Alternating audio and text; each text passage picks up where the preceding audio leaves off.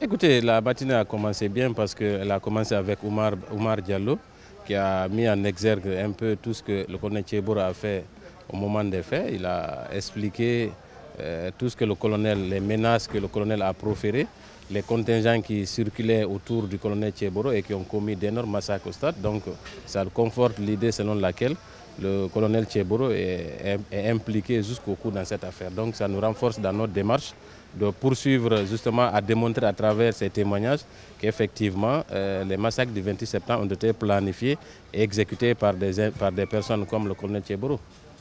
Donc avec les preuves qu'on n'arrive pas à brandir d'abord selon les avocats de la défense, est-ce que vous pensez que vraiment vous pourrez vous en sortir, les autres clients vont s'en sortir? Écoutez, les déclarations des parties civiles constituent des preuves. L'appréciation revient au tribunal.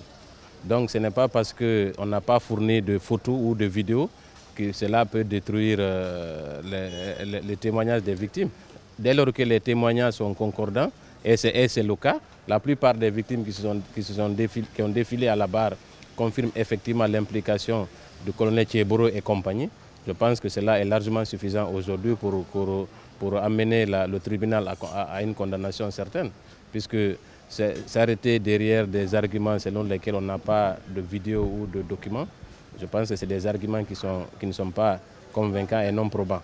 En ce qui nous concerne, les récits des victimes sont cohérents et cela démontre à suffisance qu'effectivement, le colonel Tchéboro est impliqué. Merci à vous. La défense du colonel Tchéboro qui vous accuse d'être derrière, parce qu'ils disent aujourd'hui que le nom Tchéboro est devenu un slogan à la barre.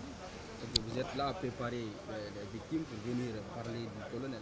Écoutez, les faits se sont produits en pleine journée.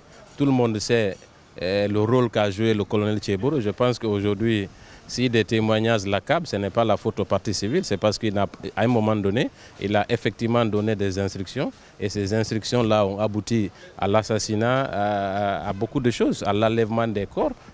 Tous ces faits incombent en grande partie au colonel Tchéboro. Il ne peut pas nier l'évidence. Donc, on parlera du colonel Tchéboro aussi longtemps que les victimes se défileront à cette barre. Personne ne peut interdire à une quelconque partie civile de venir déclarer ce qu'elle a effectivement subi. Nous n'accuserons personne, mais nous ne protégerons non plus personne.